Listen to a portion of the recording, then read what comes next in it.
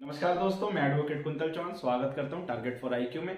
आज इस वीडियो के माध्यम से हम section 482 of the CrPC that is inherent power of the high court, जिसे हिंदी में उच्च न्यायालय की अंतर्निहित शक्तियां कहते हैं, के बारे में विस्तार से चर्चा करेंगे। और साथ ही साथ सेक्शन 482 में ऐसे कौन से शब्द और वर्ड्स है जिनको जानना हमारे लिए आवश्यक है, और जैसे ही हम उन शब्द और वर्ड्स को जानेंगे सेक्शन 482 के प्रति अपनी समझ को और भी अच्छी और विस्तृत करेंगे। तो चलिए आइए जानते हैं सेक्शन 482 ऑफ द सीआरपीसी। तो चलिए आइए जानते हैं सेक्शन 482 ऑफ द सीआरपीसी।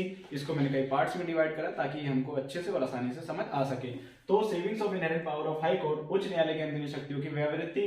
तो जैसे ही हम सेक्शन 482 को पढ़ते हैं तो सबसे पहले हमारे सामने जो वर्ड आता है, जिस शब्द का प्रयोग किया गया है सेक्शन 482 में, वह नथिंग है। नथिंग, जिसको हिंदी में कोई बात कहते हैं। तो नथिंग शब्द का नथिंग वर्ड्स को यूज करने का क्या इंटेंशन है? तो नथिंग वर्ड को यूज करने का इंटेंशन यह है कि section 482 of the CrPC and other provisions of the CrPC में एक कॉन्ट्रडिक्शन की स्थिति उत्पन्न ना हो, उनमें किसी भी प्रकार का द्वंद्व उत्पन्न ना हो, दोनों एक दूसरे के कॉम्प्लीमेंट्री में काम करें, संपूरकता में कार्य करें, ना कि कॉन्ट्रडिक्शन में। इसीलिए यहाँ पर नथिंग शब्द का, नथिंग वर्ड का प्रयोग किया गया, यूज किया गया है। और यहाँ पर नोट विद स्टैंडिंग वर्ड का प्रयोग नहीं किया गया। जैसे ही नोट विद स्टैंडिंग का प्रयोग सेक्शन 482 में किया जाता तो यह सेक्शन 482 को सीआरपीसी के जितने भी एक्सप्रेस प्रोविजंस है उनसे एक ओवरराइडिंग इफेक्ट देता, और जब भी कभी द्वंद्व की स्थिति उत्पन्न होती है, कॉन्ट्रडिक्शन आता, तो section 482 of the CrPC will prevail.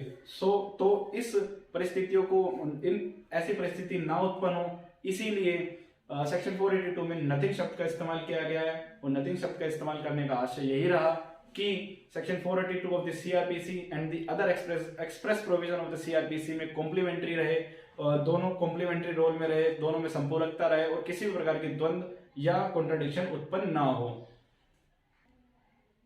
तो अब बात करते हैं क्या इनहेरेंट पावर जो हाई कोर्ट को कन्फर्ड की गई है, या वो पर से स्वतः ही उनको मिल गई है। तो जैसे हम मार्जिनल हेडिंग को पढ़ते हैं, savings of inherent power of the high court, तो यहीं से हमें स्पष्ट हो जाता है, क्लियर हो जाता है कि ये एक सेविंग क्लोज है। और जब भी सेविंग क्लोज होता है तो इसका अर्थ ये होता है कि हाई कोर्ट को जो इनहेरेंट पावर मिली गई है, इनहेरेंट पावर जो मिली गई है वह पर से है, मतलब कि स्वतः ही है, ना कि वो कन्फर्ड की गई है, ना कि उनको वो प्रदत्त की गई है। तो सेविंग क्लोज होने के नाते उनको अपनी जो इनहेरेंट पावर है वो पर से मिली हुई है, और सिर्फ जरूरत है उसको प्रिजर्व करने की, उसको कंजर्व करने की। और यह पर से इनहेरेंट पावर जो हाई कोर्ट की वो पर से, ना कि कन्फर्ड है।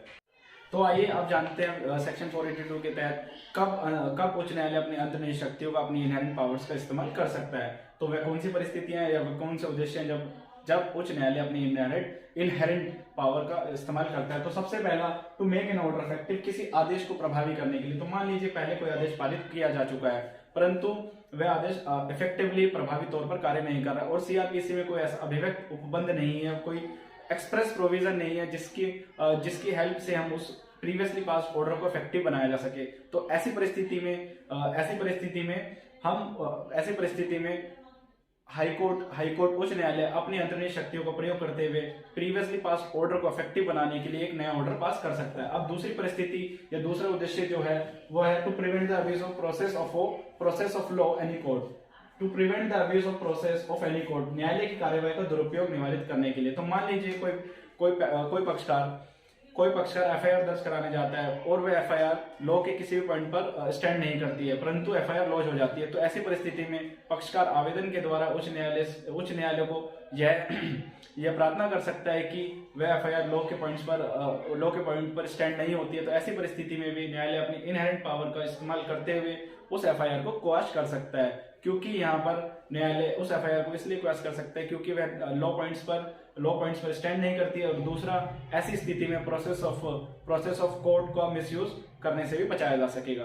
तो ये दो परिस्थितियां और सर्कमस्टांसेस हैं, वे उद्देश्य हैं जिनमें हाई कोर्ट अपनी इनहेरेंट पावर का प्रयोग करता है, एक्सरसाइज करता है। अब तीसरी जो परिस्थिति है वह है otherwise to secure the ends of justice, न्याय के उद्देश्यों की प्राप्ति सुनिश्चित कराने के लिए। तो ये सबसे अंतिम है, और इन दो के अलावा जितने भी कैटेगरी या सर्कमस्टांसेस आएंगे वो सभी इसी में फॉल करेंगे। ये एक रेसिडुअरी टाइप ऑफ कैटेगरी है। तो इस तीसरी वाली में न्याय के उद्देश्य की प्राप्ति, जब भी न्यायालय को ये लगेगा कि एंड ऑफ जस्टिस को सिक्योर करने के लिए ये जरूरी है, तो वह अपनी इनहेरेंट पावर का प्रयोग करते हुए हाईकोर्ट ऐसे आदेश जो उसे उचित लगेंगे वो पास कर सकता है। तो इससे पहले कि हमने जाना सेक्शन 482 के तहत वह कौन से सर्कमस्टांसेस हैं और कौन से पर्पस हैं जिसमें उच्च न्यायालय हाई कोर्ट जो है अपनी इनहेरेंट पावर का, अपनी इन अंतर्निहित शक्तियों को एक्सरसाइज करते हैं, प्रयोग करते हैं। अब उन इनहेरेंट पावर्स के लिए सुप्रीम कोर्ट ने क्या कहा है? सुप्रीम कोर्ट ने यह कहा है, माननीय सर्वोच्च न्यायालय ने यह कहा है कि जब भी हाई कोर्ट अपनी इनहेरेंट पावर का प्रयोग करते हैं तो वह काफी स्पेरिंगली और केयरफुली और विद कॉशन उसका एक्सरसाइज करेंगे, और वह तभी इस्तेमाल अपनी इनहेरेंट पावर को वह तभी एक्सरसाइज करें जब वो जस्टिफाइड हो। तो यहाँ पर सुप्रीम कोर्ट ने इनहेरेंट पावर्स पर एक थोड़ा सा एक बार लिमिटेशन लगाई है कि वह स्पेरिंगली और जब जस्टिफाइड हो तभी वह अपनी सेक्शन 482 की इनहेरेंट पावर्स को एक्सरसाइज करे, अन्यथा ना ही करे। और एक रूटीन मैनर में एक्सरसाइज ना करे, बल्कि स्पेरिंगली, बड़े संयम से, सावधानी पूर्वक और अपना जुडिशियल माइंड अप्लाई करते हुए सेक्शन 482 की इनहेरेंट पावर का एक्सरसाइज करेंगे। तो जब inherent powers of high court की बात करते हैं तो सीआरपीसी के तहत सेक्शन 482 के तहत जो इनहेरेंट पावर दी गई है वह सिर्फ और सिर्फ हाई कोर्ट्स को दी गई है, अदर क्रिमिनल कोर्ट्स को नहीं दी गई है। पर जब हम सीपीसी सिविल प्रोसीजर कोड की बात करते हैं उसके सेक्शन 151 के तहत इनहेरेंट पावर सभी कोर्ट्स को दी गई है, इंक्लूड सबऑर्डिनेट कोर्ट्स। अधीनस्थ न्यायालयों को भी सिविल प्रक्रिया संहिता के तहत अंतर्निहित शक्तियां प्रदान की गई है, परंतु सिविल सीआरपीसी के तहत यह शक्ति सिर्फ और सिर्फ उच्च न्यायालय को प्रदान की गई है। तो आइए अब जानते हैं, इस order of section 482 is appealable. क्या धारा 482 के आदेश के विरुद्ध अपील की जा सकती है?